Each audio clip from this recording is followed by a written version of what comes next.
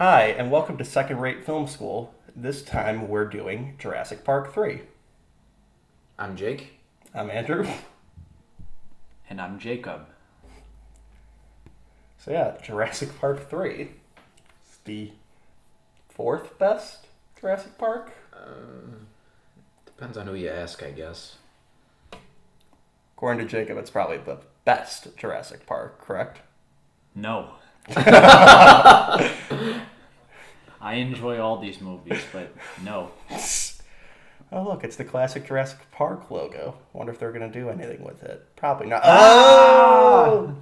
I remember watching this as a teenager with a couple of friends, and the logo came up, and my friend I was with saw it and was like, oh god, are they going to do something where 3 claw marks go through the logo to show that it's 3? And then right when he said that, the 3 claw marks went through. Yeah. I remember they did try and change the logos up. Like the second one, it was like a little decayed, it was like broken up a little bit, representing a few years had passed. So, I guess they were still trying to do that, but in the most here they cliche changed possible. it so the logo is the Spinosaurus instead of Yeah. the T-Rex, which I'm sure everybody was very happy about. Yeah. I don't mind the idea of having a new big bad dinosaur. It was just how they killed off the T-Rex in such a pathetic way. Yes, we'll get to that when we get to the scene, because there's actually some interesting behind-the-scenes stuff from what I understand. But let's focus on this scene here, which was one of 2 times that this film shot on location. So, Was, why don't you tell your story about this actor here? Yeah, Ben Hildebrand. You could recognize him from like a handful of things. The only other thing I truly recognize him from is my favorite movie ever, Eulogy, 2003, starring Zooey Deschanel. No one likes that movie except me. But a few months ago, when I was driving through Beverly Hills, Ben Hildebrand actually walked, or whoever his name is, I just call him Ben Hildebrand, was walking through a crosswalk. Wait, hold on. You had this whole story to tell, and you didn't look up the actor's name? No. All right, so continue your story about He Who Will Remain Anonymous. I'll put his name up on the screen. But Ben Hildebrand, that's what he's best known for. Walked out like when the light was not, walked across the crosswalk when it wasn't like time for him to do it. So I was just thinking, had I not been paying attention, I could have ran over Ben Hildebrand, and I was very tempted to roll my window down and start screaming, Ben! Ben! I'm sure Mr. Anonymous will love the fact that his jaywalking crime has now been committed to audio and published online. Except no one knows his name, so he'll get away with it. Flashing it up on screen again. To be fair, it's not the worst felony someone was close to being caught for out of the cast of Jurassic Park 3. But, yeah, it's a shame he's not in more stuff. I do like him with the 2 things I see him in. Ben Hildebrand, we're still talking about him? I'm going to talk about him until he's off the screen. So we have this scene. I feel like I'm like Dr. Grant, keeping everyone on track on the plane. So we have this scene now where those guys get killed in the fog, and apparently that's supposed to be the Spinosaurus. That way his name was Mark Harelek. You gotta edit that part out, Was. Oh, I thought you'd keep it to yourself. That'll make sense later. Maybe depending on who you ask. Now, I do love with them trying to quickly get unhooked from the boat, as if that would kill them. They would just still be up in the air. I don't think them crashing the rocks would. I mean, there's enough slack that they would have been fine. It probably would have whipped them. Yeah. Probably to a certain... I mean... I don't know. Look, stop poking holes through this movie, Was. I'm going to keep doing it throughout the... This is our inciting event, and now they're stuck on the island. Listen, we're 4 minutes in. We're halfway through this movie at this point. Okay, how many runtime jokes can we make during this movie? I have to keep track. I'm going to put a counter up in the screen in the bottom corner every time we do it. Okay. So here's a potentially solid fake out. Are we supposed to think that's their family, and then the new husband comes in, and that's when you find out they aren't together? You know, call me an idiot, but when I was a kid, when I saw this in theaters, I didn't get the fake out. I just still thought they were together. You thought that was like their friend, their platonic friend that No. lived at home with them? I thought he was her brother. Except then they kiss like that, so I don't know what I was thinking, They but kiss on the mouth. I think because I was in... This is why it's good that Jake doesn't have a sister. So I think I just assumed they were married, because, you know, you would think, and again, the problem, It's not the problem that they're not together anymore. It's just kind of the execution of it that just kind of glossed over and everything. It's not a lot of attention is given to it, or it's doesn't go anywhere. Yeah. This scene's actually a great example of that, where you think they're gonna have like a character moment where you're gonna find out where they've been over the years, and then they just ask her husband what his job is, and then he just talks about raptors the rest of the time to build up like later scenes in the movie. Yeah, he's traumatizing Dr. Sadler. He's bringing up these past traumas. That's why their relationship didn't work out. Like, anytime they were trying to do something, raptors would be. He would just shift it back to raptors. That was their pillow talk. Remember the raptors? Raptors mostly. Yeah, Dr. Grant is not good at picking up the social signals here. It's like he's like going on, and she's clearly like uncomfortable. She was about to be like, so, my husband's gonna be gone for a while. You want to fuck for old time's sake? Let's talk about raptors. God damn it, Alan. That's why I left you. I like to think, though, the oldest son is actually his, that they hooked up on the night of the night before her wedding, and she had to keep it a secret from her State Department husband. Maybe if they had done one more rewrite, that would have been in there. This just makes it. That makes me think of Arrested Development, where Oscar was secretly the father of. Oh God, I'm blanking on his name. The youngest one. What's the youngest? Buster? Buster is secretly Buster's father, and they keep hinting at it. They should have done that one in this movie. Yeah, I mean, you couldn't do that. That would make the movie an hour and 40 minutes, so you couldn't do that. Sure, start tension. That's a good way to sum up how the scenes of this film go. Sure, out of there. I mean, really though, joking aside, is there, like, what reason is there to not have her married to him? The only two reasons I've ever personally heard is, one, to have the State Department connection to help rescue them at the end, and two, to explain why she's not with them, but they could still just have it as, hey, this was supposed to be like a one-day thing, like he thought, like it was going to be the tour, and it was going to be turning around, we don't need to have both of us go type thing, and that be it. Like, I've never really gotten it, and I am a little jaded that they're not together. Well, again, it's like Jake said. This could have been interesting if it was developed or made like a more cohesive part of the story, but here it's like it just happens. It's really, honestly, story structure-wise, it's a deus ex machina just to explain how they get off the island. Yeah. That's all it is. Yeah. Because her husband works for the State Department. That's it. Yeah, it could have been a real character-based thing, or it could have said something new about Dr. Grant as to why they weren't together. Something. There could have been some sort of arc behind that. Yeah. Maybe like when he's calling her and he's desperate, maybe that's like his last chance to like apologize to her or something, where maybe he's admitting his mistake. Something. Yeah. Instead of saying something new about Dr. Grant just says something new about the Raptors. Yeah. But either way, we should move on to this scene now, because we have to talk about this scene since we're going at a Yeah, this movie's pace. this movie's going way ahead of us. So Yeah, I had multiple things to say about the scene, and we're already past the speech. I'll quickly summarize it up. Oh, yeah, well, first I was going to make fun of the speech, which is just like some sort of like weird, like weirdly prophetic and dystopic kind of speech, where he's basically just like, raptors could have been the dominant species on this planet. They could have taken over if circumstances were different. Thank you for your time. It's like kind of weirdly non-scientific too. He's just like, they're super smart. Thank you. Well, that's why people were leaving. Uh, It's like, yeah, we already know this. That's the other thing. And this is like a stupid nitpick. I don't even like picking on these things, but they showed the nice shot where they're panning through the audience and people were leaving. And it's great because it shows how people kind of don't care. How Dr. Grant, who studies dinosaurs, has become a dinosaur himself. But then the wide shots, everybody's just sitting there and it's like a full crowd. Mm-hmm. yeah. You do the best you can. Maybe they had to get the coverage of Sam Neill first. They had to get all that stuff first, and they shot the other stuff last. It's like a classic Jurassic Park sequel line right there.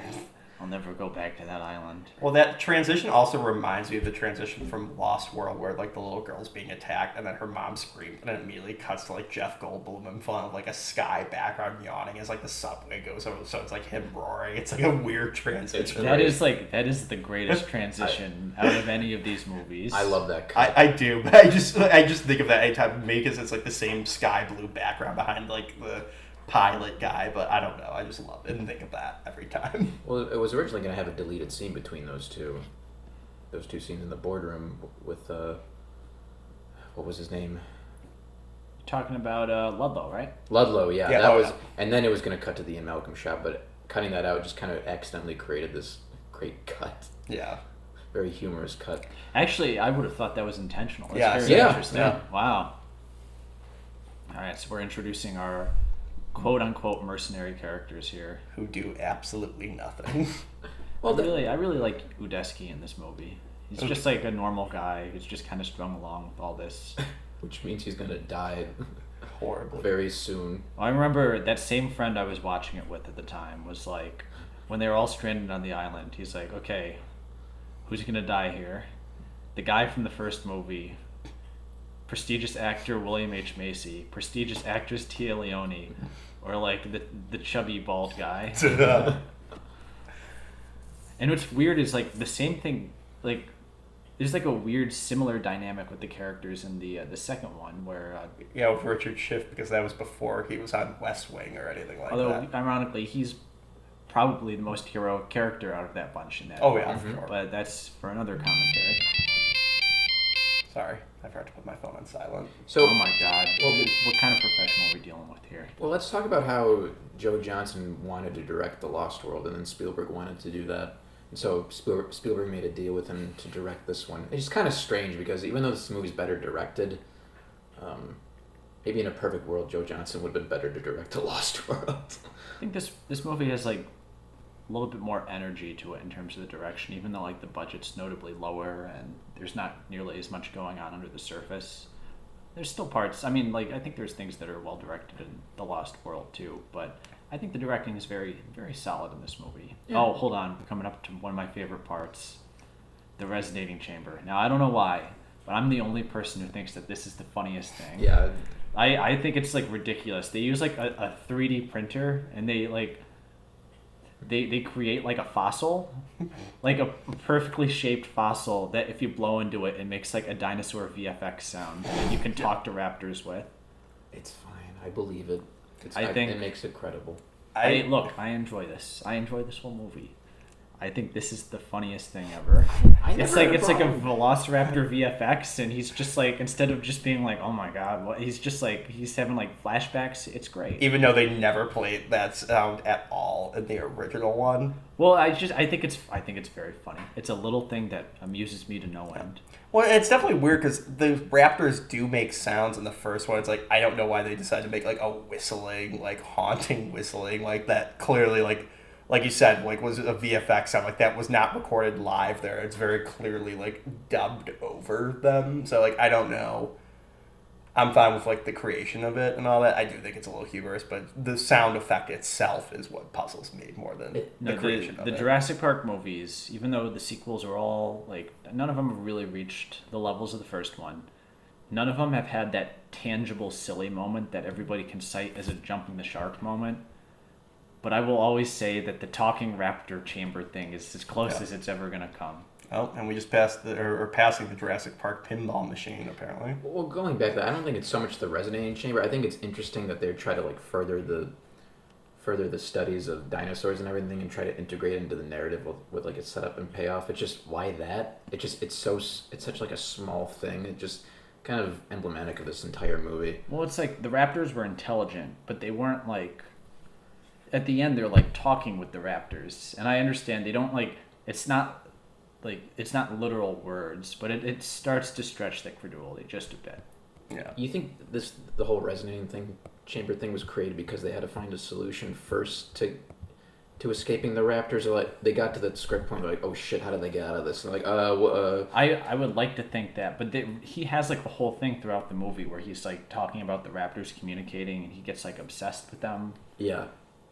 That always was like it's interesting in concept to me that Dr. Grant like has kind of gotten obsessed with the raptors, but it seems more arbitrary versus like really building off his experience in the last film. His disdain of the island and what Hammond created, that feels a lot more natural to me. Yeah. That's when I'm like, I could see Dr. Grant being at that point, but at this point where he's like obsessed with the raptors, he's not like crazy obsessed, but it seems a little strange to me. The script makes it seem like he's more interested in raptors or something like that, or it seems that the narrative seems to make this larger point of that for some reason. Like you said, it's incidental, At least it comes off as incidental. I'm not quite sure what it all means thematically, other than like a broad family theme where it's like the Kirby's are going after their son, and then the Raptors are going after their children. Oh my god, I think that's got that. parallel. I've never thought that. Yeah, I never thought that either. That was being sarcastic. Welcome to Jake's 129th viewing of Jurassic Park. As in me, Jake.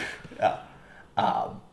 I do have to say, though, the thing I do find about it very weird is his involvement with the Raptors is very minimal compared to his involvement with the T-Rex. And I know they need to introduce the big bad, but I always found it was a little weird that he was obsessed with the Raptors, considering it's not till like the last 15 minutes of the movie that he has to deal with Raptors at all in the first one. So it's very interesting that they make a big impact. I know maybe they're saying the Raptors, even though he dealt with them a lot less, were a lot more cunning, and that freaks him the fuck out versus, yeah, the T-Rex is huge, but it's a giant dumb lizard, so I'm not sure about that. Okay, I want to briefly touch on this, where this scene they introduce Billy's lucky pack, and he gives a whole story about how he was like mountain climbing or something with this lucky pack and it saved his life, and later comes back to be like a notable plot point. The same thing happened in the last movie. Yeah. Where Sarah Harding, Julianne Moore, had a lucky pack which had a story and later came back in. It's like very strange that like that was accidentally in both movies. Yeah. Yeah, I don't think that's like a recurring like echo or something. I think that's just an accidental thing. That's what's interesting about it. Like it has to be accidental. Yeah.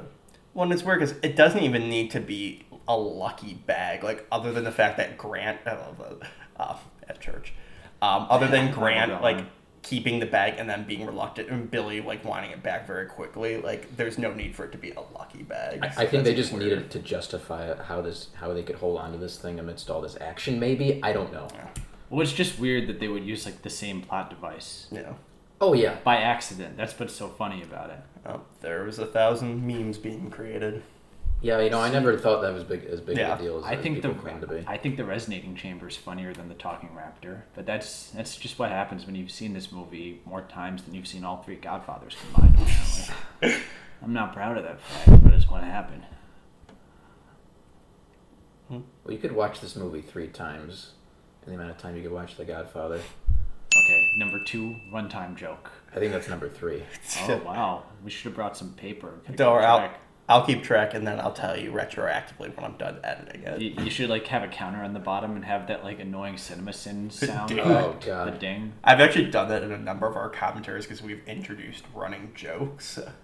One of them was Jake saying how great Spider-Man 2 is. Like, you say it like 10 times. I won't be saying it for this movie. Don't worry. Adequate will be the word we use. It's like... It's fun. This is a fun movie. It does its job. If you want to watch an 85-minute movie of people getting chased and eaten by dinosaurs, this is the movie for you. You know, this is the perfect packing movie. Like, if you want I've packed to this movie. I've packed to this movie, too. Oh, hold on. So we have our obligatory dinosaurs are amazing scene. In the first one, it's the classic scene with the Brachiosaurus. The second one, you got the Stegosaurus. In this, they kind of look out a plane window and they see some CGI plant eaters. And that's it. Yeah, and they will not be seen again pretty much until, like... The funny thing is that Dr. Grant's reaction kind of sells it more than any of the imagery does in here, where he says, "My God, I almost forgot." Mm-hmm. Yeah. Well, and that's the thing. It's like Sam Neill is acting a lot more than he probably should be for this movie. Like, he's trying a lot. He's very good in this Yeah. movie. He really brings some depth to his character there. Well, I can say, like, that's the thing, like, with all of them. Like, even though, like, there are some laughable lines of Tay Leone and, like, William H. Macy, like, they still act through what they're given. So, for all the problems in this movie, I don't think you could say acting is any one of them. No, I mean... No, they're all really good actors. All these actors, all these accomplished actors could pull off this material. Isn't it William H. Macy, when they asked him why he did this, at the time, he was like, because I'm 50 and I get to run away from dinosaurs. Oh, not... My daughter needs to go to college. Well, no, because clearly that wasn't an issue. Oh, not yet. Not yet.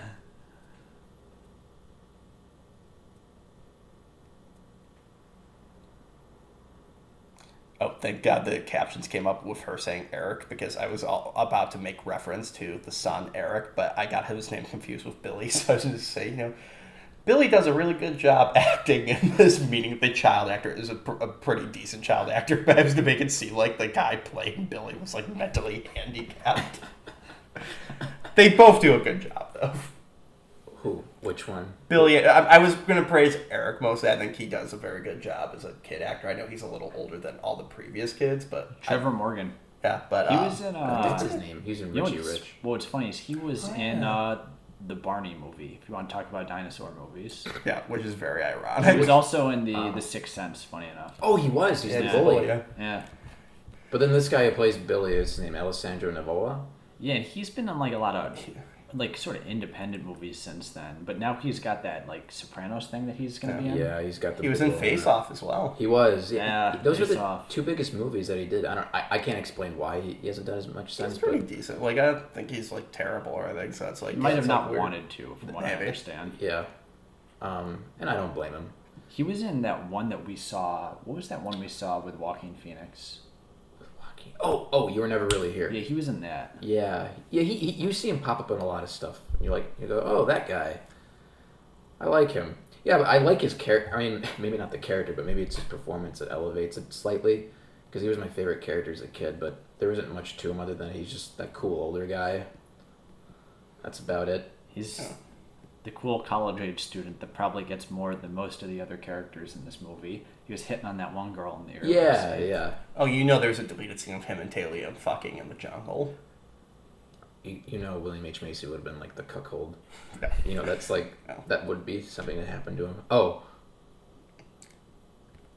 Great job. This Or is great. Cooper. I think this is literally the only reason why he's in this, just for this badass moment. You know, I like pretty much all three things Cooper does in this movie. His line about the church, his sarcastic line about what's Keeping he it say? to himself if he saw it. Yeah, and then his emotional scene there. All three things he does in this movie are pretty solid. And he pistol whipped Sam Neill. Oh yeah, that's right. But you don't really see the actor do that. It's all from. It's this point implied, of view. yeah. You think Alexander Payne and Jim Taylor wrote that shot? I think so. That's like a competent part of the movie. It's a cool part of the movie. I don't think so. I don't think that much of what they wrote ended up in here, other than some broad ideas and characters. Well, can you talk about that? Because you actually talked to Jim Taylor once, and he talked to you about writing for this movie with Alexander Payne. Yeah, I'll talk about that briefly. It was very. Go ahead, because we're running out of time. We got like 10 minutes left in the movie. Yeah. I was at a screening, and I had talked to one of the writers, and they, like Jake said, it was Jim Taylor. I was going to keep it discreet, but now Jim Taylor's going to have to listen to this thing, I guess. And I asked, and he was basically just like talking about how it was all, they were brought in to write a draft, but like all the sets were built already. So they kind of had to write this movie based around the set pieces.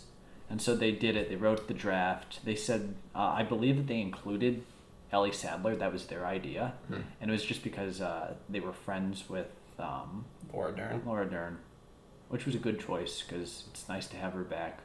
And then I guess the final film doesn't resemble much of what their script was, just like some of the broad ideas and stuff like that. It's like one of those films where like it went through 100 iterations. I mean, you can go online and you can see there's a ton of different versions of this movie out here with different plots, and ultimately just kind of like they had to film it. They had the sets built, and they came up with like sort of a competent plot with a competent emotional core that would work around all the sets that were built already. The Kirbys seem like Alexander Payne characters, at least the closest to that. They seem like Alexander Payne characters just dropped into this movie. Yeah. I wonder if it would have been more interesting if they were more antagonistic. Yeah. Because like they've got like a relatable emotional core with the son, and Dr. Grant gets along with the son, but if they were more antagonistic towards Dr. Grant. Oh, could you imagine like William H. Macy is like a falling down sort of thing, where he just snaps? Yeah, and he could be like threatening to like, you know, leave him to the dinosaurs or like get him even more trouble. Yeah, and becomes stuff like a Lord of that. the Flies type thing. They could have there's had a lot him. of stuff you could do. They could have had him have the only gun on that. Like, Yeah. you know. He's like this, inept guy, and now he, finally has some control or something, and he just descends into just psychopathy. Yeah.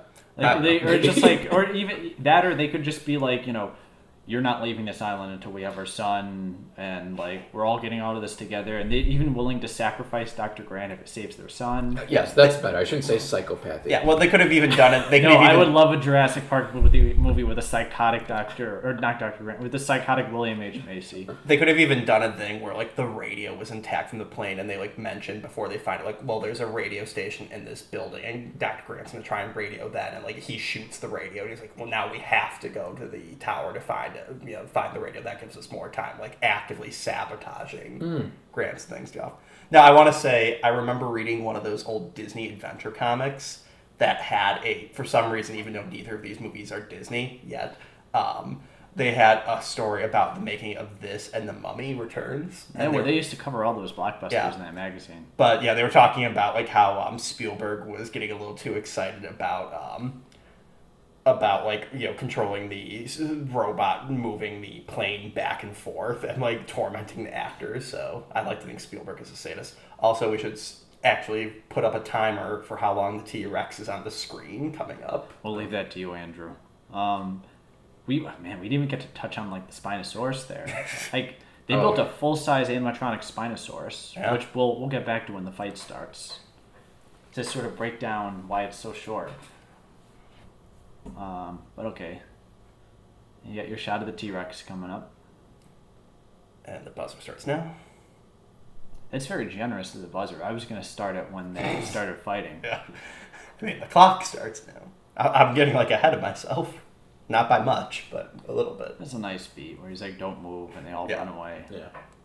All right, here's the fight.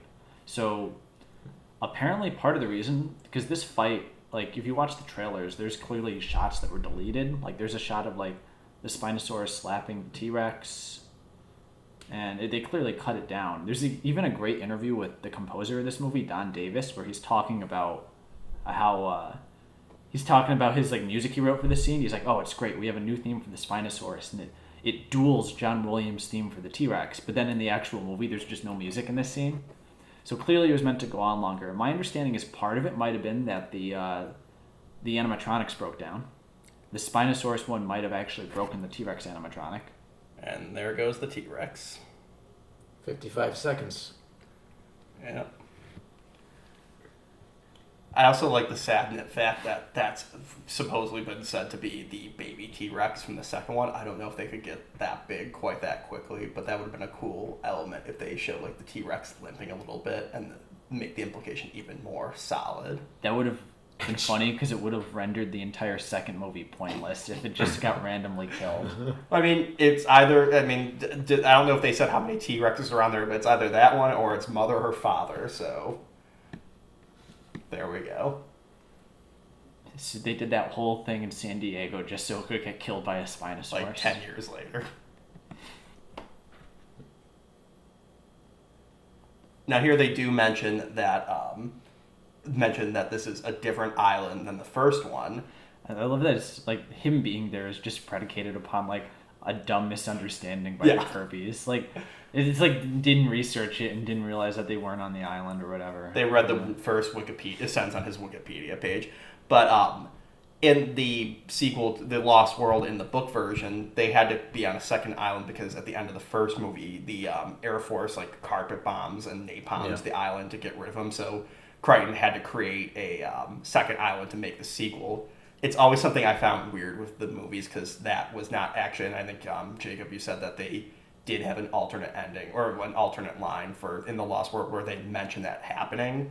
But it's very weird that they felt the need to create the second island when that wasn't anything they were beholden to for the film series.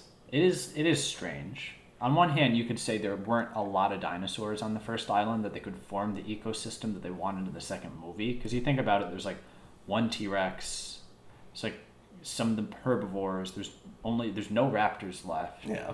But really, you could hand wave a lot of that stuff. You could just throw in a line to explain it. So it is a weird choice, but now I'm just upset that the new movies don't reference Isla Sorna at all. Yeah, they goes need to back bring and back forth, Isla Sorna.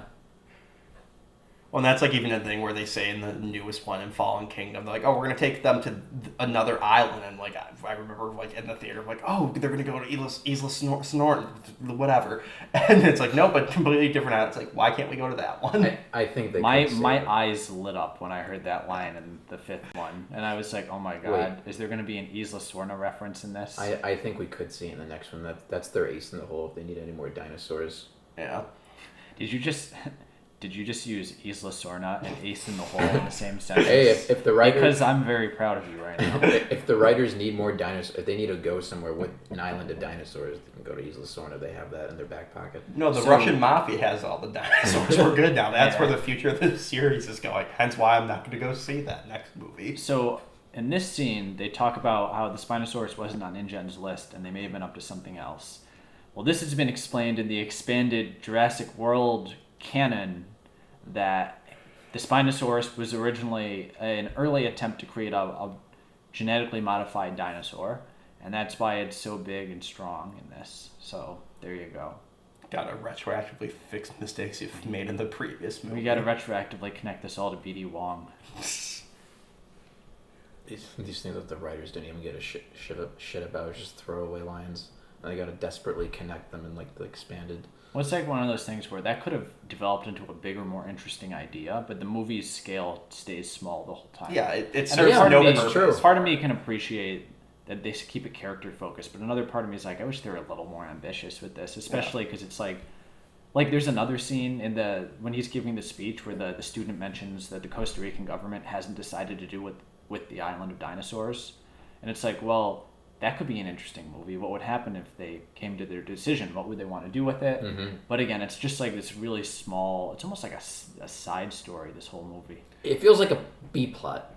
Yeah. It's like A B plot that never got it off the ground. This would be just a B plot amongst many other plots in a Jurassic World movie now, you know? Yeah. You can see Alan Grant having his A plot, and then you got the Kirbys looking for their son in the B plot. Or no, like this whole movie with this group searching for kids. The kid on the island would be the B plot, and then there'd be an A plot on another island, and it would be this enormous, way over big thing. Because now the movie's like, I don't know if you could do a Jurassic Park movie at this scale anymore. Because the expectations put upon that franchise would be too big. Well, that's why everyone was pissed off with the Fallen Kingdom because you see all the shots in the trailer, which are from like the last 30 seconds of the movie with like the sea dinosaur swimming through the wave. You see like there was one trailer with the T-Rex roaring at the lion and all that. It's like all that came in the last 30 seconds of the movie, and they were trying to trick us into thinking that's the entire movie.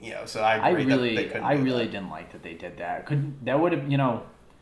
That would have been really cool if we went into that movie not knowing that was the direction they were going. But basically, like, you watch the trailers and you either are tricked into thinking that that's the movie, or you're like, oh, that's the ending of the movie. It's like a weird thing to give away. Yeah, it's like... I get it from like a marketing standpoint, but it's essentially a trailer for the next one more than a trailer for the one we were actually going to get. Actually. But yeah, no. Could you imagine though if like they had a ticking clock? It's like, we have to get our son off the island because the Air Force is going to napalm the island in like 72 hours. So like there's a ticking clock. Like they're like, we're not going to risk our soldiers going to find your kid that's probably already dead, and they have to sneak on the island. It's like, we got to get the fuck off the island before the Air Force drops a nuke on this island. That would have been a better movie. Actually, a ticking clock element like that's not a bad idea. Yeah. I wasn't completely being sarcastic. I just wanted to add my action voice. No. But yeah. It definitely would have added something, and then I get it that Ellie was able to get the State Department to move they get the Navy and Marines there, but it would have been a little bit more realistic instead of she somehow got a naval ship to mobilize in like 3 hours versus they were offshore and they made a few phone calls, be like, okay, we're gonna hold off the bombing and send you guys ashore to go find them first. Well, just add some stakes to it. It's kind of like an Aliens. They got to get off before the base explodes. You get from orbit just to be safe. Only way to be sure. Oh yeah. That's the line. Yeah. Get it fucking right next time. God, now I want Bill Paxton to be. Oh, I mean, he can't be, but it would have been great to have Bill Paxton in these movies. Sure. I mean, just get Bill Pullman, and they're interchangeable. Bill Pullman and Bill Paxton. Which incidentally is one of my favorite Family Guy, or it was like American Dad where they joked about that, where Bill Pullman didn't even know who he was. That's funny. Yeah. Also, take that, you jaywalking son of a bitch. What do we think happened to him here? I think he just wasted away. I mean, wait, how long ago? Well, no, Hey, he wouldn't like No, wouldn't just like hang there and like starve to death. So I assumed a dinosaur killed him. Probably. I He saw- just rotted away. But like, what do we think killed him? There's a YouTube site that, or YouTube channel that does like extended lore for all the Jurassic Park movies and dives into the books and the comics and all that, and they go into one of the early scripts for this where they have they're watching like the video footage, and the way it's describing Ben talking is he's grunting as they're going down, like he's clearly in pain, and then he's like getting a little weaker in his voice as he's talking, as he's going. He's like, "Don't worry, we'll be fine," with the implication like he got the shit beaten out of him and like got like internal bleeding and got something severed on the way down, and before like he could unhook himself, like bled out. Maybe they should have kept it a secret then. That's very anticlimactic. Yeah, I mean, and the person who does the YouTube channel like then intimates it could have been like his femoral artery, which I think that's the one that's in your leg, and that's why his legs are gone, because then his legs are covered in blood, and that attracted like some carnivore to go by. That's why his corpse is missing its legs. But yeah, I agree. It's just like like you said, it's very anticlimactic, but I think that's too thought out. I think a dinosaur just got him, and that's it. I was gonna say it. I figured just the dinosaur got him when he was stuck there, and Eric's like, I ain't burying that body. Yeah, it could have been literally as soon as Eric's on the ground, the fucking T-Rex comes through, and Ben's like, "All right, Eric, we'll get through this." And you see and Eric running away. It was the Spinosaurus, because the Spinosaurus is everywhere in this movie. And nowhere in part 2. But that would have been cool, like you were talking about before, where they could have done something different with InGen, where they went deeper into that or something, where maybe InGen is still doing stuff on this island. Actually, They I find kind Ben of and wish. shoot him in the head. Yeah, I kind of wish this movie was more ambitious with its plot. I think of it, the shot when they run out of the InGen building and you see the InGen logo there, and I'm like, every time I see that shot, I'm like, I wish there was like something else going on in this. I appreciate any movie that focuses on character and that it doesn't need to be the biggest movie ever, but on the same token, it just kind of feels like a flat story when all is said and done. Well, and especially how they were like a malevolent like force and like the main like antagonist of the second one, like that is kind of like a lost thing, and we swipe back into that with the Jurassic World movies having major corporate human antagonists. So it is very weird how this one is the one that then drops that element. Yeah, like they show up at the base and like maybe they accidentally come upon some experiments. Maybe Eric's being kept there because he found out about them and they don't want him to get out or something. Or I maybe don't they're know. experimenting. I mean, like they're injecting with raptor Or- blood. We're basically coming up with whole different movies here, but the larger point is not that this movie's plot needed to be beefed up so much as it's just strange and disappointing after the scope of the previous movie is to do such like a scaled down thing when it doesn't really amount to much. No.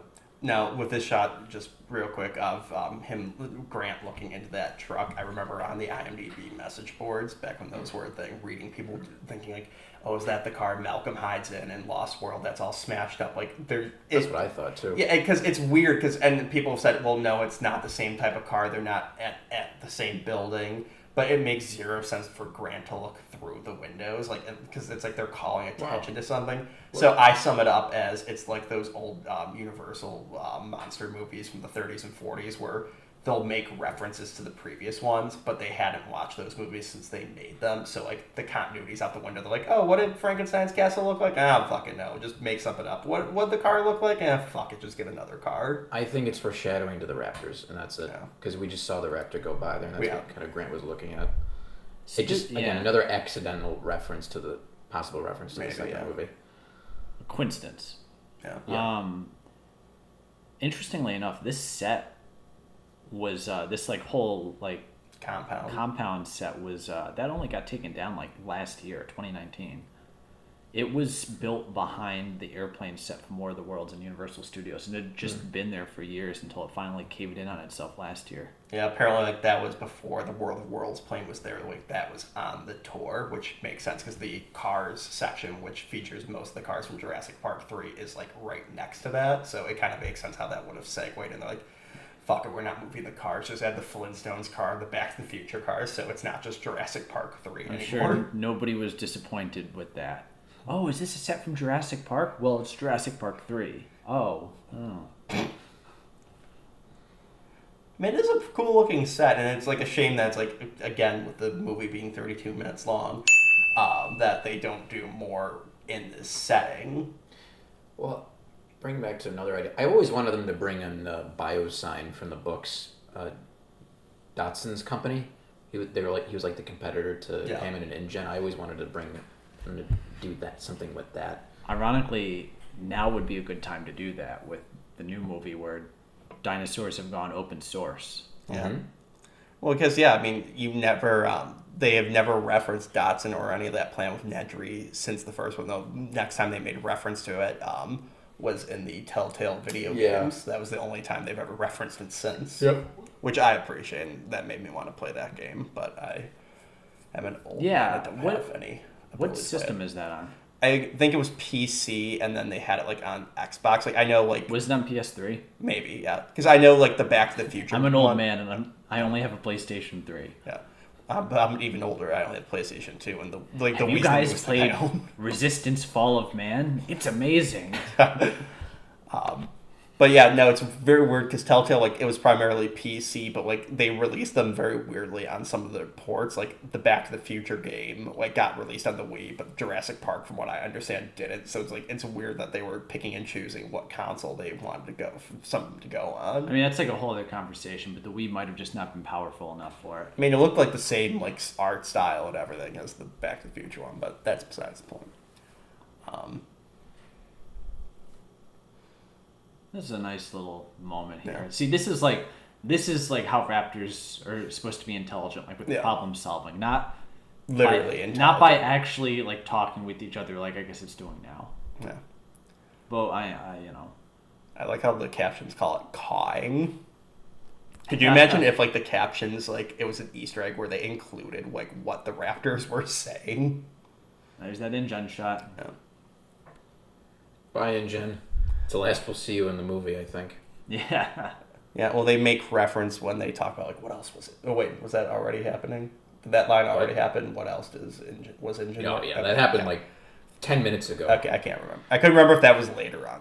No. Here's the next plant eater, herbivore shot, and then not again until the very end. But it's not whimsical here. Well, this is probably not the best scene to bring this point up, but maybe the reason we don't see Isla Sorna is because the population wiped itself out, because it seems to be composed of almost exclusively meat-eating, man-eating dinosaurs, carnivores, because we get like a minute of herbivore footage in this. You got this shot, the opening where they are in the plane, and then the riverboat. That's a shame because this is like a great idea for a set piece, going through like a stampede.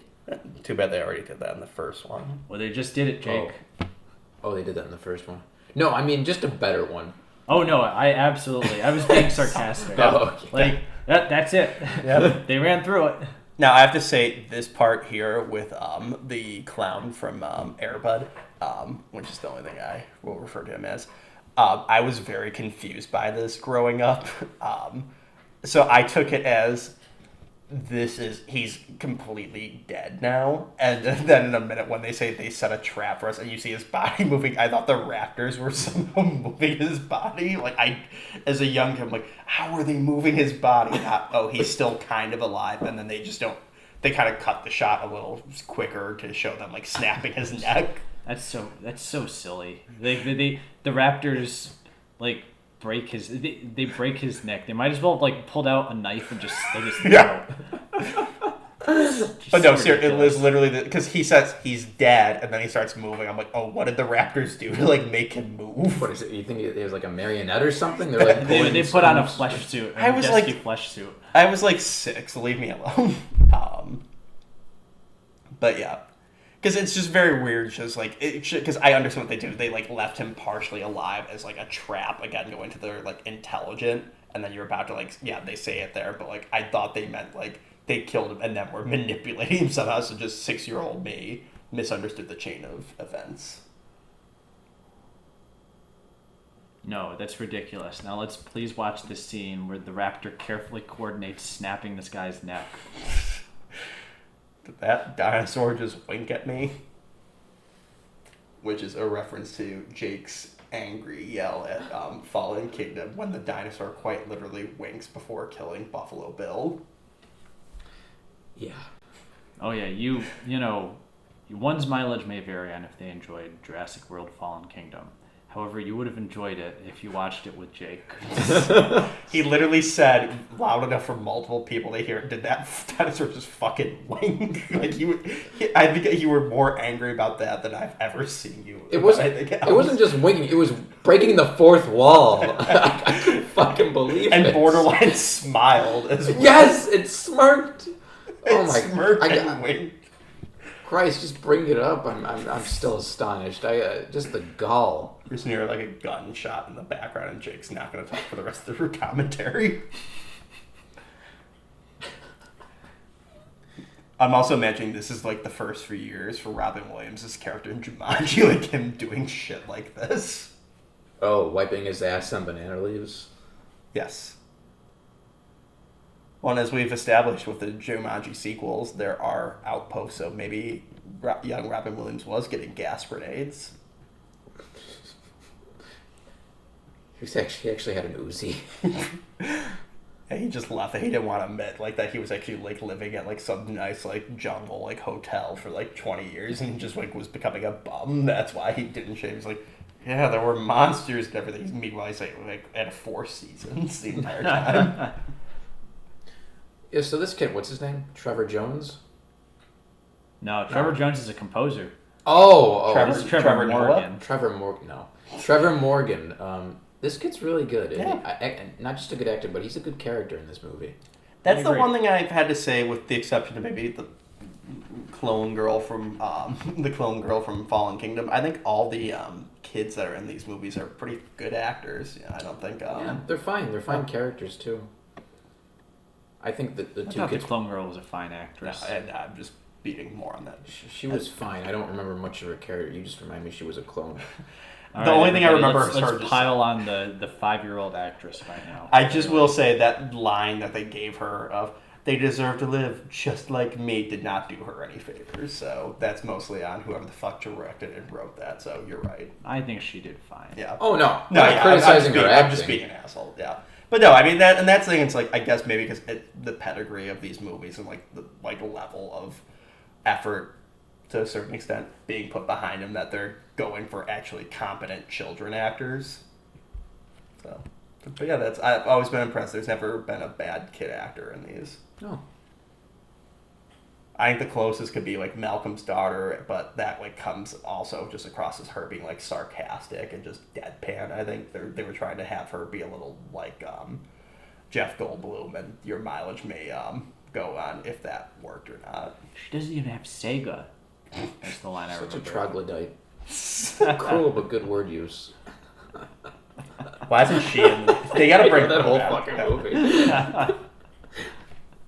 I would like the next one not to have any of the OG actors. I just want all the kids to be back. Like, just so it's like you get Tim and Lex back, you get his dog Kelly back, and then you get Eric back. Just have them all like hanging out. Now they're gonna have all the original actors come back in this upcoming film, Jurassic World Dominion. Oh, God. Now, here is my question I'll pose to us: are there any chances at all that any characters from the sequels appear or are referenced in these movies? Nope. Or in these, and I mean specifically in 2 and 3, appear in this new one.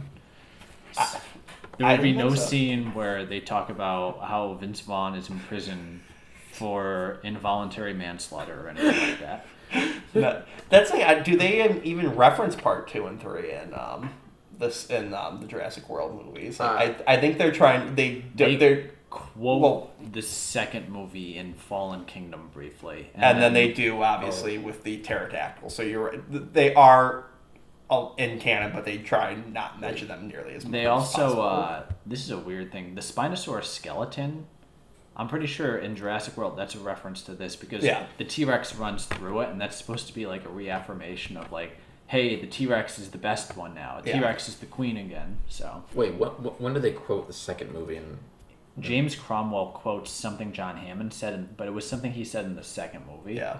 Something about like how these creatures deserve. Yeah, it's like a speech from absence. the He second. says something like that to Bryce Dallas Howard, and it's like John Hammond said.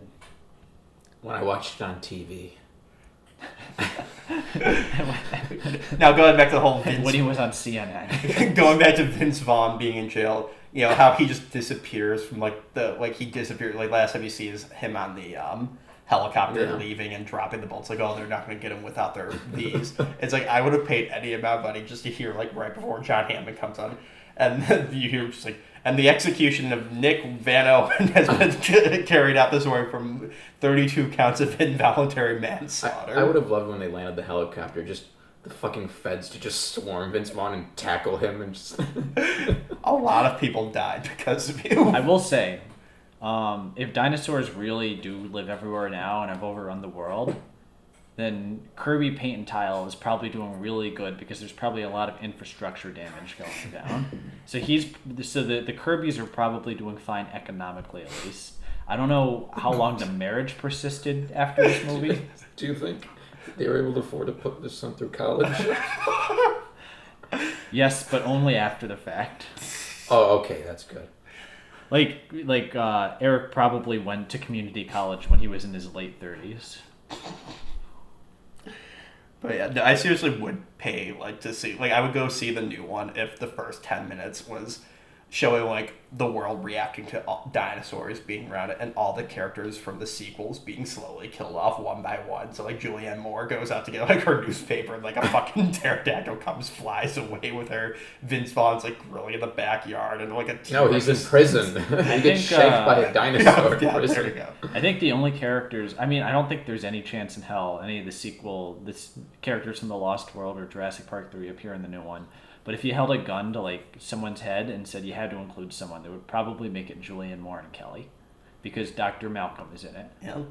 Not Vince Vaughn. I want to see that scene when Vince Vaughn finally gets out of prison. Vince Vaughn will he was appear wearing the same clothes he wore in 1997. No, Vince Vaughn will appear as an extra, as Nick Van Owen is working as a goon for whatever the evil companies are now. He'll just be one of the soldiers or something like that, because that's probably what happened. He's had he's had a character shift. He's he's being on the inside for all those years. I just want money now. But imagine Vince Vaughn saying so, no emotion. It'd be great if Pete Postlethwaite was still alive if his character came back. Actually, yeah, that would be a cool one. That's a character. That's the only character I really want to see out of anyone. But yeah, oh, he was great. Talk about an accidental great character. Maybe the greatest character in that second movie. Oh yeah, I would agree. That and the guy and Richard Schiff from The West Wing, the best hero, but the schlubby bald guy who got killed off quickest. He's the most heroic character in that movie. Funny enough, I think he's just heroic on accident. It's just more what the plot needs to do, and he just accidentally heroic. I don't think the movie intentionally made him the most heroic. Well, I love someone joked about you can see when he's crawling through the window, he puts his hand down on the broken glass, which obviously wasn't real glass, and it's he's such a badass. He's just slicing his hands up, and he doesn't even care. Wow. Anyway, back to Jurassic Park 3. Yeah, we're 3 Look, quarters. Mr. Kirby, if you look out the window here, you can see Jurassic Park 3. Oh. So they're walking through the soundstage right now. Well, that's a good time to mention. This is a soundstage. This whole movie is shot on sound stages, and it's they're good sound stages for what they are, but you can tell the scale is smaller in this. It does make things look a bit more minuscule. Yeah, they're not on a Gilligan's Island set where it's completely fake, but yeah, you're right. It's not the big open spaces from the other ones. Yeah, I think of the big epic shots of people walking around in the other ones, and it's smaller here. And in some ways, you can argue it's appropriate because it's a smaller scale story, but it is an interesting observation. Well, it could have been an intentional directorial choice with Joe Johnston. They already had the sets built by that point. Yeah, he came on It was after. an intentional choice because the budget wasn't high enough to do anything else. Yeah. I also love how this was apparently the soundstage right next to the in the Universal backlot that's right next to the Jurassic Park ride. So like occasionally, if they were filming a quieter scene, they could actually hear the Jurassic Park music in the background, and they would have to stop filming. So Jake, I did see a thing where Joe Johnston said that he wanted the island to look more dangerous and claustrophobic in this. Mm-hmm. However, none of our points may be mutually exclusive here. Yeah. Wait, you sure this isn't a location right here? This is... What is this? Yeah, that doesn't It's look all like sound that's a- stages. This can't be a That didn't soundstage. look. That doesn't look like Burbank. Down to see the Hollywood sign in the background of that shot. The things that were shot, from what I read on Wikipedia before we filmed this, so it's definitely accurate, was the opening and the ending where they're on the beach were on location, and the majority of it was shot on soundstage. This looks like a location, but it could be just they filmed in California Maybe, somewhere. yeah. This doesn't look like a... Well, they have so like I'm thinking of that scene in the first Jurassic Park where they're being chased by the T-Rex. Like that's on the Warner Brothers lot, and if you actually look at that set, that is a much smaller set than it looks like. So they can definitely manipulate these things. So true.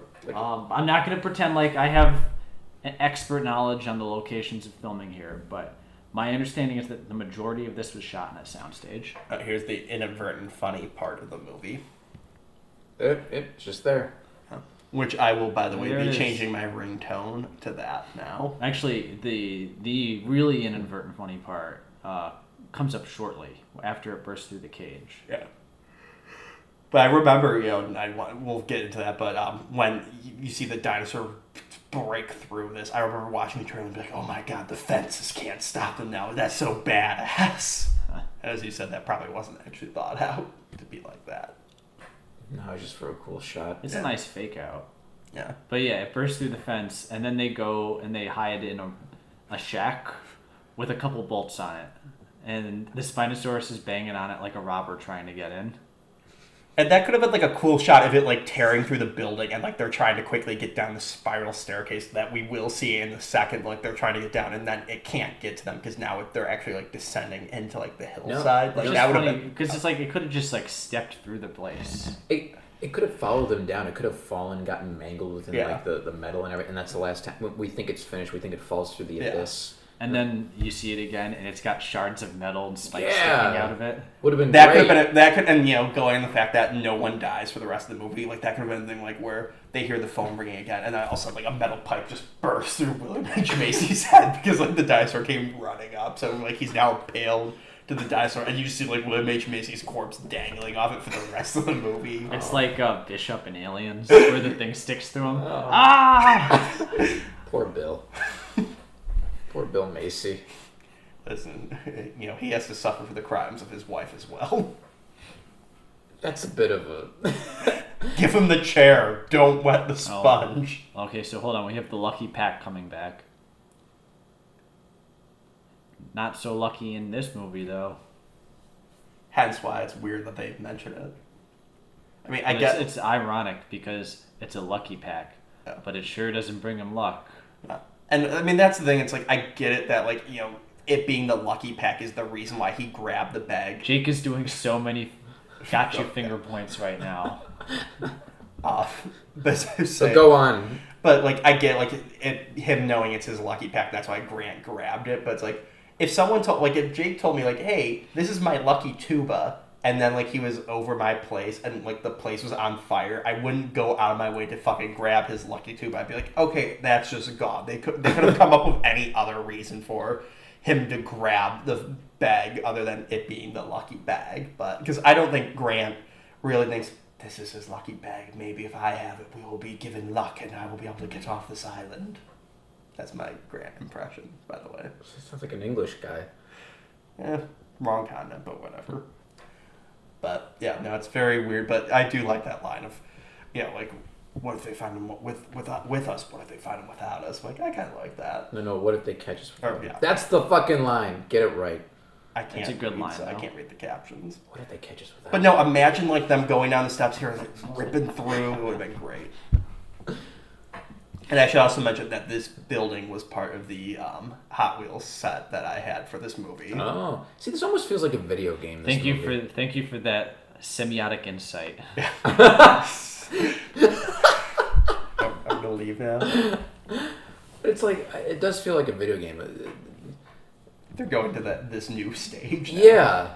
There's a quiet scene. It might be a result of just how it was filmed, where they just like the plot. It wasn't so much like they, it was directed around a story so much as a story built around set pieces. This one made a good DLC.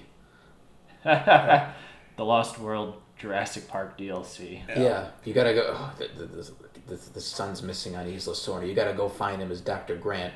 That would have been. That's a DLC game right there. And that's the thing. There haven't been any really I know they had the Jurassic Park builder a Sims roller coaster tycoon type game recently, but it's I would like an action game, a modern action game to be made on the Jurassic Park series. That'd be great. I really like that Lego Jurassic Park game. Yeah. I actually think that's a pretty good game. Yeah, but the Lego games are always fun, but yeah, an actual narrative game where it kind of expands on the story and everything. That would be great. I mean, yeah, the closest we've gotten is Telltale, but if you're not into that that style, it doesn't work for you.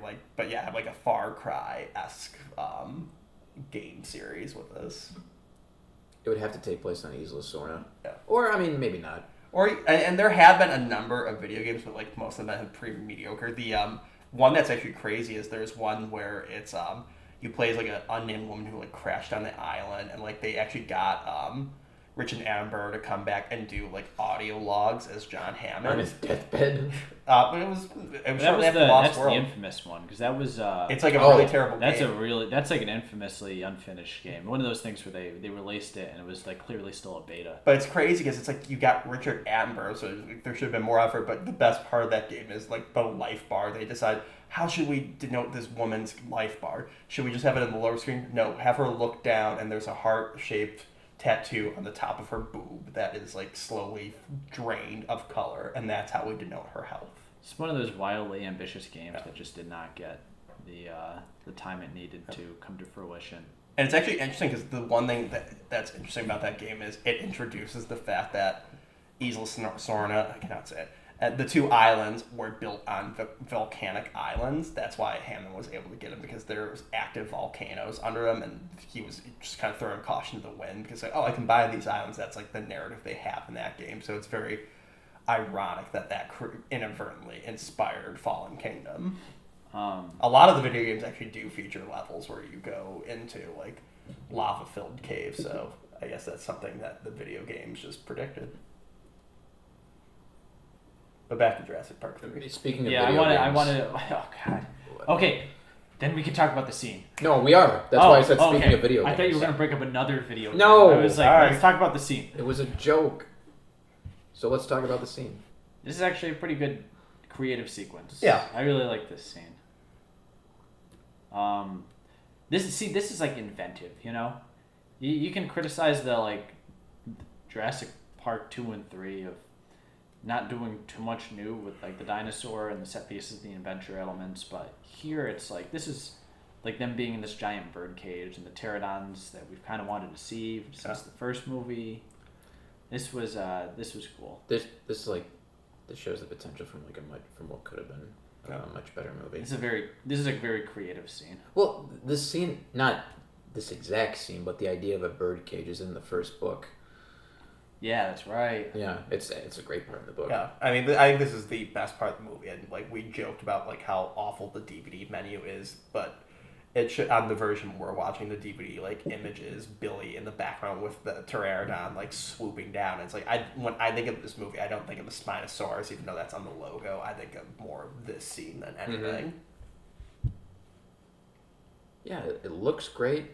Also, how great would it have been if he packed that parachute wrong and just you see him plummet to his death. It's ooh. Last thing I ever said to him before he accidentally walked off a cliff was that he's no better than the people that built this place. He just wily coyoted himself to death. Yeah, it's very creative. The music's very good in this scene.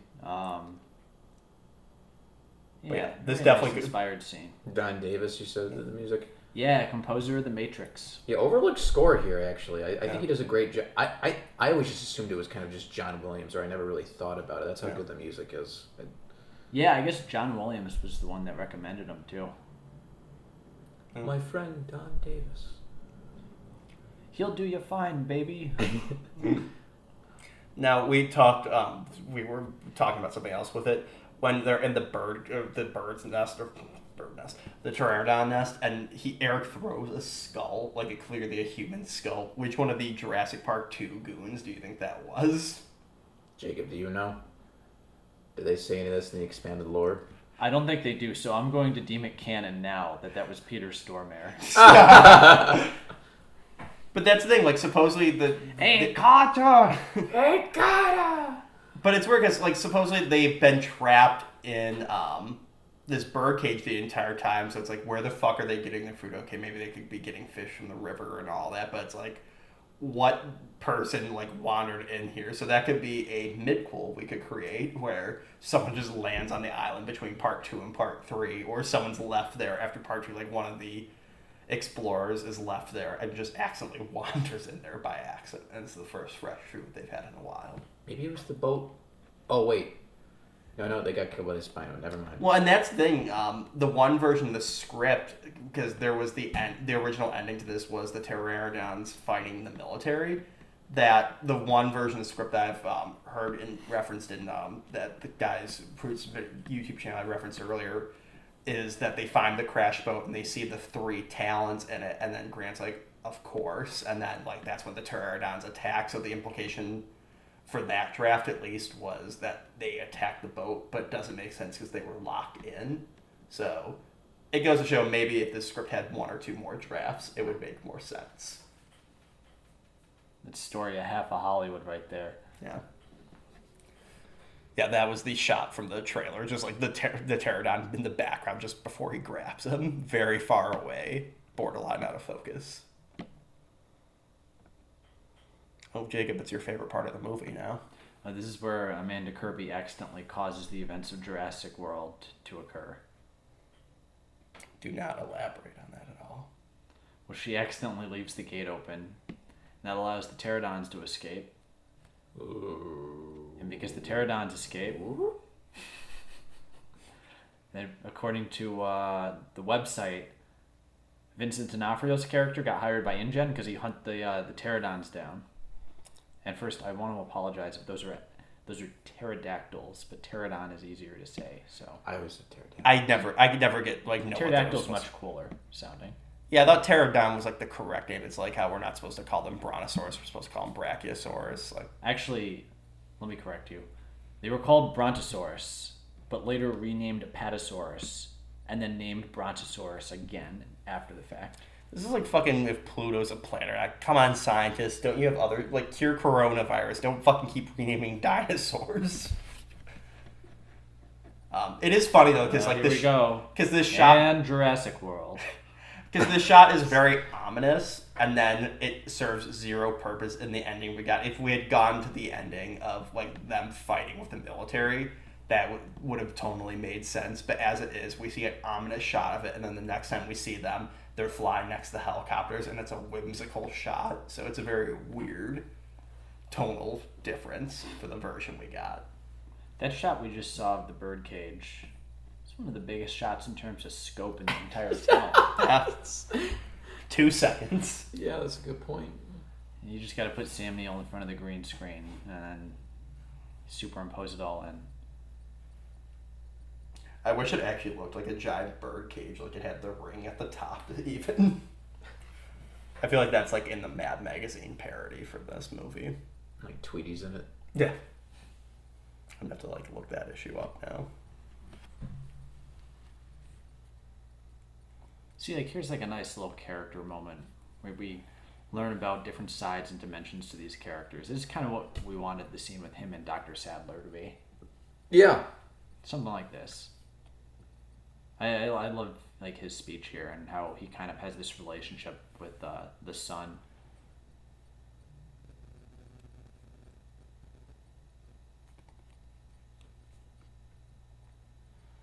Also, the scene is bullshit because he says there are two types of boys. One that want to be a paleontologist and astronaut. I did not. I wanted to be a firefighter. So fuck you, Sam Neill. No, it just means you wanted to be an astronomer.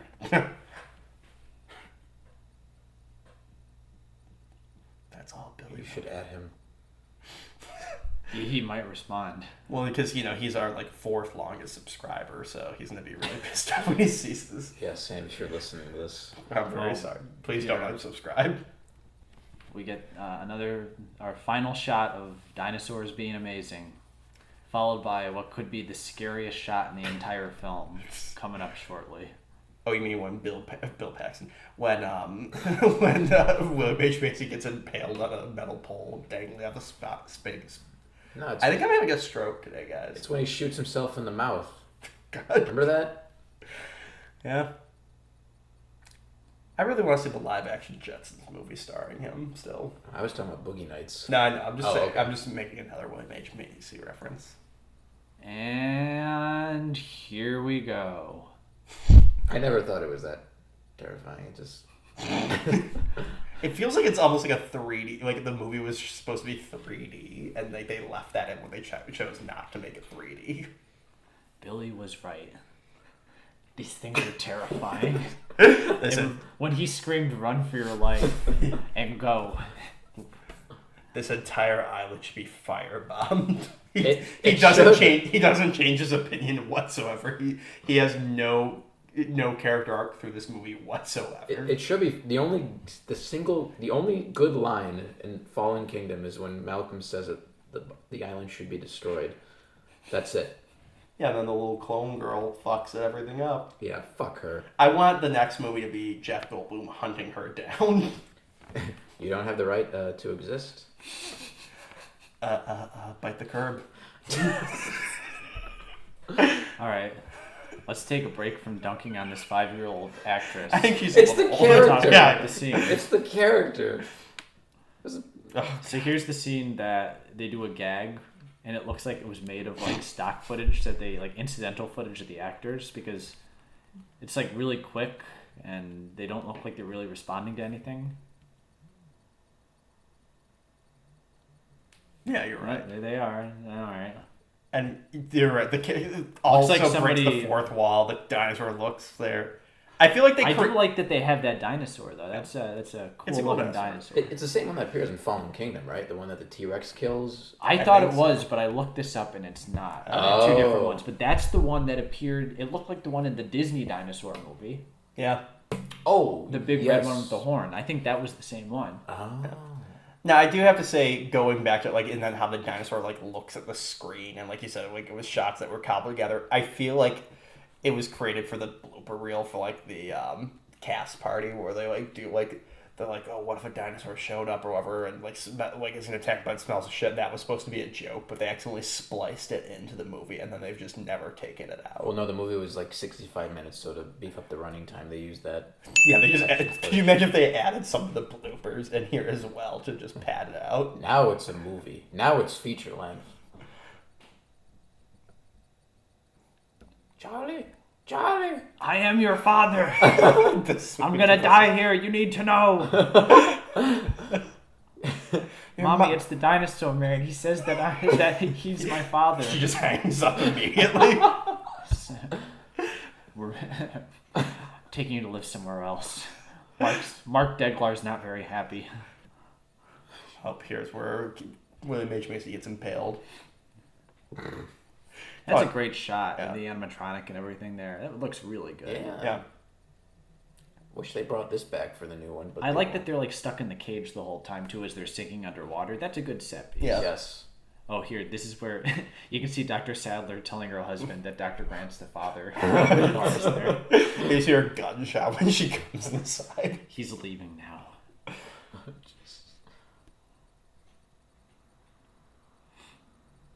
Oh, and this whole thing with the phone. See, these are all individual good set pieces, I think it's maybe where the video game comparison kind of really feels sort of pertinent, I'm imagining. They're great in a vacuum. Yeah, I'm imagining, even though it's completely different, there was a video game based on the Tarzan movie. Maybe I'm just thinking about it because it's jungle based, but yeah, like it broke down those scenes same way as it could have been like this, and now you have this stormy water level, and it could have been a great game. It could have been, god damn it. Was that the side scroller? Yeah, I don't remember that. could never Yeah. beat it, but I enjoyed it. It's a running theme that I could never beat these games until college or later. I don't care if they were children's games; they're still difficult to play when I'm 26 years old.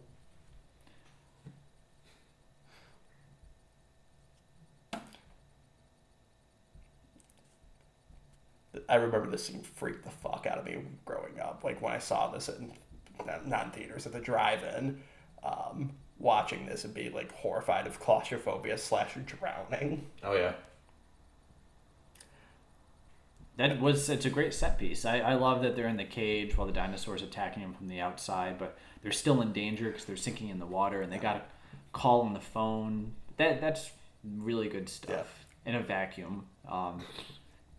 I also have But to say, there's a movie around it, I guess. I also have to say, when I was a kid watching it, I assumed when she didn't know what was going on, but then when her son went rah rah rah, that's when she put two and two together, and that's why she runs away. I thought Ellie was a lot dumber than she actually is. What if she didn't get it? She's like, what are you doing?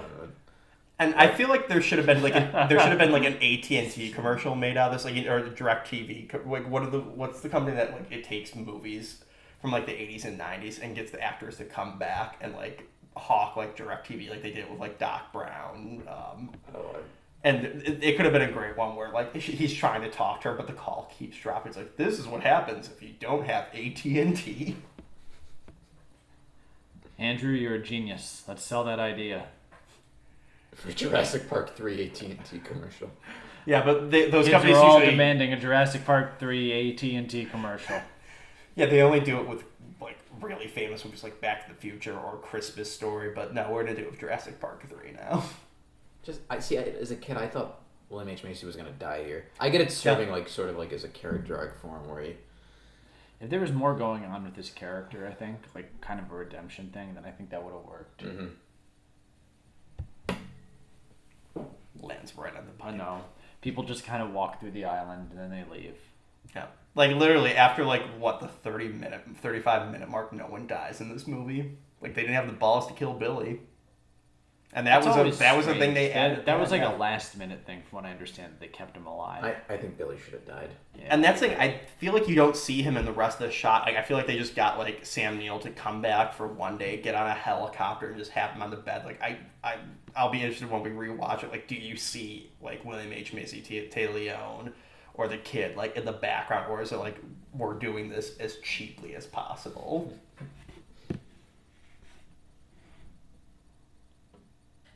A William H. Macy digital stunt double. Oh, there it is. That's the last of the Spino. There it goes. It was later to be seen as a skeleton in Jurassic World. And I wonder if that was supposed to be the actual one. Like they murdered it. Oh wait, different island. God damn it. I also don't know who was during filming this scene or a different scene, but it's one of my favorite stories where Tay Leone, I think it might have been the plane wreck scene, where it was when they were filming with the animatronic, and it clawed the shit out of her back, because for some reason they decided to make the claws actually really sharp, and she went home that night, and her husband at the time, I don't know if they're still married, David Duchovny, sees her undressing and sees just 3 gashes down the middle of her back. It's like, at what point in the movie do they whip you? Dr. Grant. Could you imagine, like... I said I have never been on this island. This just turns into, like, the Scarlet Letter, like, midway through. That's why William H. Macy had to redeem himself. Look at that face. Whipping her with the fishing net. I miss fishing.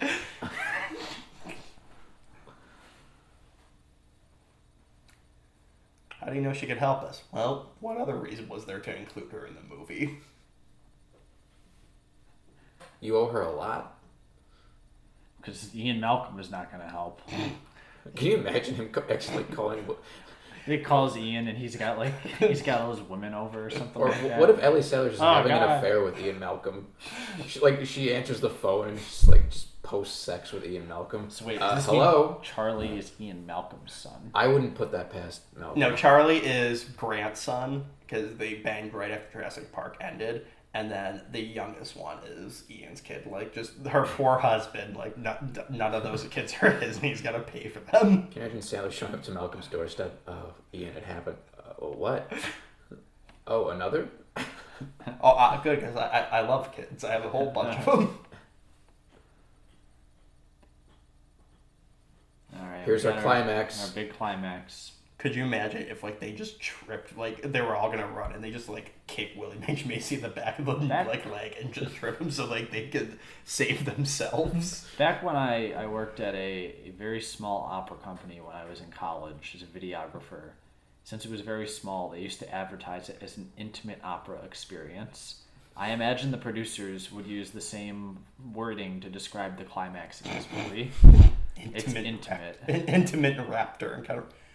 Yeah, they do have the raptor encounters at Universal. Like, they have, like, a guy in, like, a raptor costume. Could you imagine if they called it, instead of just Jurassic World Raptor Encounter, they just called it Intimate Raptor Encounter? Like, it's well, I get it. Caresses your hair. I get what they're going for, where it's like, we're not doing a big thing. So it's like almost like a character-based ending. Where you've got these raptor characters against the human characters. Like, I joke about it, but it's not like a terrible idea in concept. It's just... The whole movie's like this.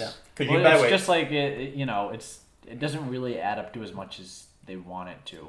When it goes to the thing, it's like that they're trying to make it seem like the raptors aren't killing machines, that they just care more about family than anything, and it's like, well, it's like all that really happens is it's just like utilizing Deus Ex Machina, or not even that. It's like a setup payoff, I should say. It's a setup payoff with the silly resonating chamber, and that's like, there's not much else happening below the surface here. You've got like the tangential elements of like the families trying to get their kids back together, but that never comes to the forefront. It's not like the raptors let them live because they understand the plight of trying to save their children. Like, that'd be ridiculous. So they include this like resonating chamber thing, and it's just like kind of a setup payoff, and that's all this scene amounts to. And then the helicopters scare them off. But could you imagine if they did, like, because in Jurassic World, it does end with pretty much like the raptor, Blue and the T-Rex giving each other a nod and like walking away, like the two warring gangs. Could you agree? Like, yeah, they didn't nod, but they were one step away from giving.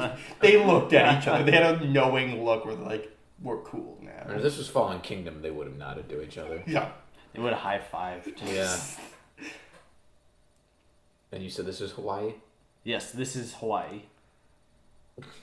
And I like how like they didn't, like, they sent all this military equipment for like Canada. They just needed one helicopter. And just thinking all the millions of dollars of taxpayer money that the Bush administration just okayed to be spent to save Willie. Well, this is why Isla Sorna didn't appear in future movies, because the military just came in and killed every single dinosaur on here. They were like, this is not happening again. I was joking, and I mentioned this when we were watching the movie the other night.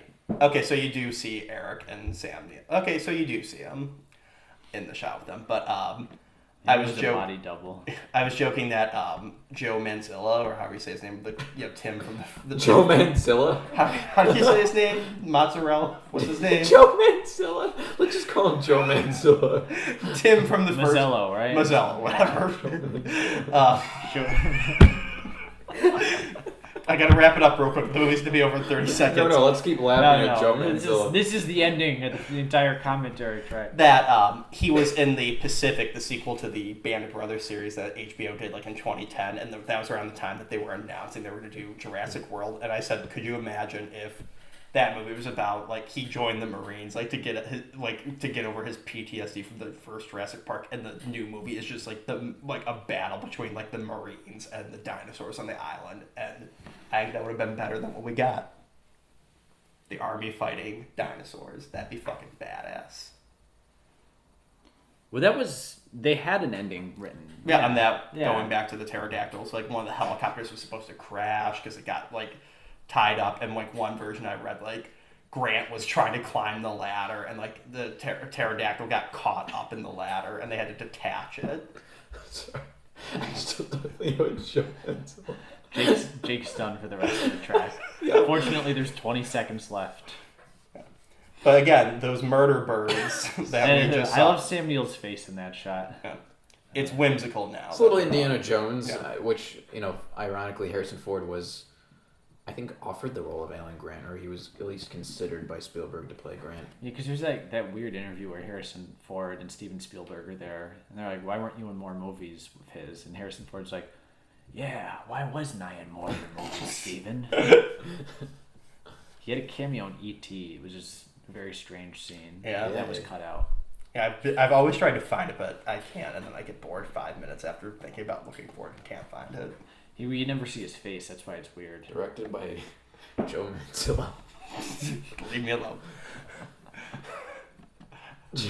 That's right up there with Ben Hildebrand. I don't know any of the actors' names from these movies. Sam I'm a little Neill. disappointed we're not calling them by their character names.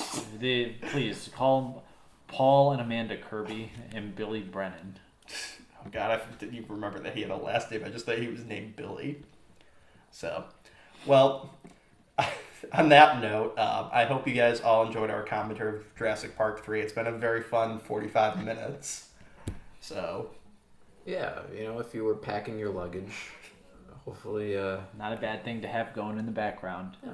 If you're Joe Manzilla going to the set of the new Jurassic Park Dominion because the coronavirus catastrophe is wrapped up, you had something to do while you packed up. he's also one of our oldest subscribers now. He's really going to be pissed off. My name is Manzilla. It's fucking Mangello. Wait, what is his... What was it? Bruce Mangione. I can't. I DiMaggio. don't even remember it now. Joe... Mozzarella. Maggio? Mazzello? Mozella. Medella? Joe Smith. It's Joseph Smith. If you're thinking Oh. of the Mormon Tabernacle guy. The Maybe Holy they're- Land of Rochester, New York. Oh. Let's cut the Mormon joke out. Continue. Well, let's just wrap up. So, but yes, we hope you enjoyed listening to our 45-minute commentary. Our second shortest one, I think Scooby-Doo on Zombie Island, it might be longer than this. Jacob, we don't need to cut out the Mormon joke. Mormons don't listen to commentaries. Oh, look at this cast. Let's see how large this cast list is. Okay, it's more than 8 names. It's longer than I thought. When do we get to characters? Yep, like that's it. Symposium leader, Man in suit. science reporter. Why did that guy get to be man in suit? There were other people in suits in this movie, but I don't know. You sure? I feel like there had to be a few people. I feel like that the end credits music for this should have been the Randy Newman song that was playing in the bar that Dr. Grant ate at. I love. Big Hat, No Cattle. That's what the song's called. Could you imagine if he made like a "You Got a Friend in Me" style like Pixar song for this dinosaur adventure come to an end? Third time around, gonna make some more money. Gotta make some amends. I love you, son. I wanna be with you. Do do do do do. Dinosaur. This is the second time we're making fun of Randy Newman the end credits. What was the other one? Was it The Phantom? I don't know. Oh yeah, I think you're right. I don't even remember what. Oh. Fuck, Randy Newman's gonna be pissed off at Wait, us how too. did we come up with a Randy Newman parody of the Phantom? Oh, I did it. I don't Wait. remember it, but We had 15 minutes of stuff to say. That was more than we had to say about the movie. Because he kept fucking cutting out because he couldn't hear me, so you guys had to just make up something. no, but we ran out of stuff like 20 minutes in the movie. It felt Oh. like Oh, it yeah, felt like- we should tell Wes now. We were lying about not hearing you. We just couldn't think of anything else to say. Yeah, I felt like a comedian who ran out of jokes in the first 20 minutes of his set. I was sweating. I was just... That was my least favorite commentary to edit, by the way. So I hope all of you enjoy it, and I hope I almost said Jeffrey Rush. I hope Joe Manziel. Billy Zane enjoys it. I'm sure he will. I'm sure when he rubs How do you know his head- Jeffrey Rush didn't listen to it? Oh. I just saw I'm just doing the Barbosa voice. Huh? someone in the credits was named Jeffrey that scrolled by, and I don't know why I immediately jumped to him of all Jeffreys, including my father. But there you go. But Jeffrey Rush is spelled Geoff. How do you know what my dad's name is spelled like? Because it's probably Jeff. I mean, you're correct, but you shouldn't fucking just assume, you piece No, of I'm shit. gonna assume. So. Oh, wait. It's recorded at the Newman scoring stage. What? Woo! Does Don Davis know Randy Newman or something? Are they like friends? Is John Williams friends with Randy Newman? John Williams recommended Randy Newman do the soundtrack to this movie. You know, I could see those guys being friends. Randy They both Newman, played the piano. I only make fun of him because I really like Randy Newman. There you go. I've like seen some of his concerts, not live, but you know. Yeah. He's talented in his I own. really like him. In his own special way. I think he would say. Well, he's done some great scores too. Some of the Pixar stuff he's done has been great. Yes. He just did Marriage Story, which I didn't know until you told me. I was he did shocked when I saw that. That was a great score incredible. though. Well, I think his music is always really good. It's just I don't know why he has to sing most of his own songs that he writes. That's my problem with Randy Newman. I like Randy Newman's voice. I think it works in kids. It reminds me of movies, but reminds me of like someone like almost like a Roger Waters type, where like his voice works in like a very specific context, or like Bob Dylan, you know. yeah. Yeah, I guess. I don't know. To me, Randy Newman was like when his mother discovered he could play the piano, and then he started singing. She encouraged him to do both things. She didn't say, "Hey, maybe you should just stick to playing the piano." She just said, "Oh no, you should still sing." You pull back on one of those dreams, son. But all right, well, we should wrap up because I think the credits actually is ending soon. This is longer than the movie. Yeah, make them go really slow, put a lot of spaces. So, but hope you guys enjoyed this. Keep composing the Jurassic Park theme, Don. Keep waving that baton. Roderick Kachatourian. This is my David Lynch voice. David Lynch was the producer of this movie. Great job, Donnie. Heck of a job, Donnie. Keep it up. Heck of a job. Again, come to second-rate film school for the film analysis and jokes about the Bush administration. That's how they got Laura Dern to be in the movie, is David Lynch convinced her. Any actress that appears in the third Jurassic Park will be a movie star forever. He just talks about transcendentalism. Big hat, no cattle. Big hat, no cattle. Oh, I wonder which one. Barney sure is there's a a dinosaur. You sure I that's love it. not- Oh, those are the only two songs? That's the only much they could afford. Dr. Phil Strub? Oh, Department of Defense. I didn't read that part. Dr. Phil. Like, I'm in the Department of Defense. Dr. Phil was the original choice to play Udesky. What? I'm just imagining him from like this scary movie. It's when he gets his neck snapped. I did not say we should kidnap someone. As far as I'm concerned, I sound like Bill Clinton. Oh god. This wrong Jurassic Park sequel. Which one was Bill Clinton? Oh, the 90s. He would have been in the 90s once if they had a Bill Clinton cameo in any Jurassic Park film, which would never happen. These dinosaurs need our absence. Good night, everybody.